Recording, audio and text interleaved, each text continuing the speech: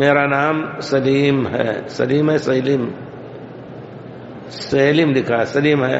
کیا میں اپنے بیٹے یا بیٹی کا نام کسی نبی کے طرف رکھ سکتا ہوں؟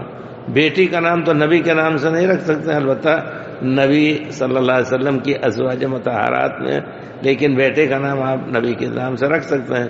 ابراہیم پیارے رسول کے بیٹے کا نام تھا. اسی طرح وہ ہم محدثین کے اس میں پڑھتے ہیں، کسی کا نام اسرائیل ہے، کسی کا نام یعقوب ہے، کسی کا نام یوسف ہے. بے شک اس میں رکھ سکتے ہیں، کوئی حرج نہیں ہے. اور اچھا یہ ہے کہ اسی قسم کے نام اختیار کیے جائیں.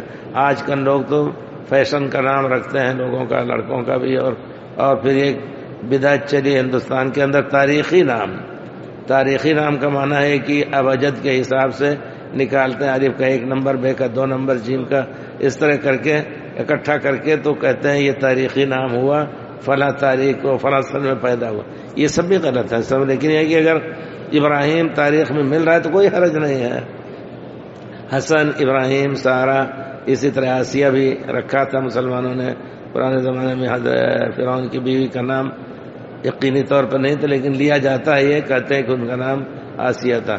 بے شک کوشش کر کے یہی سب نام رکھنے چاہیے. سوال ہے کہ اولاد کے ساتھ میں اپنا نام لگانے کے بجائے کسی انبیاء کا، نبی کا لگا سکتا ہوں؟ یہ سوال ہے اپنا نام لگانے کے بجائے؟ نہیں، ادعوہم لآبائہم ہے کہ اللہ تعالیٰ کہتے ہیں کہ اپنے ان بچوں کو ان کے باپ کی طرف منسوب کر کے پکارو. تو اب اگر جو ماں کی طرف منسوب کرتے ہیں وہ بھی غلط ہے، یا کسی اور کی طرف. نبی کی طرف البتہ تبرکن، جیسے محمد عارف.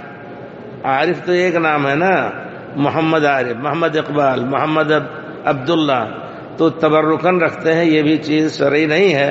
محمد رکھیے یا صرف عبداللہ رکھیے، اس سے بچنا چاہیے. اپنے یہاں تبرک کے طور پر، وہاں بہار میں تو ہر شخص محمد ہے اس کے ساتھ، محمد عطا الرحمان، محمد عبداللہ، محمد عبد الرحمان، کچھ بھی ہو تو محمد لگاتے ہیں.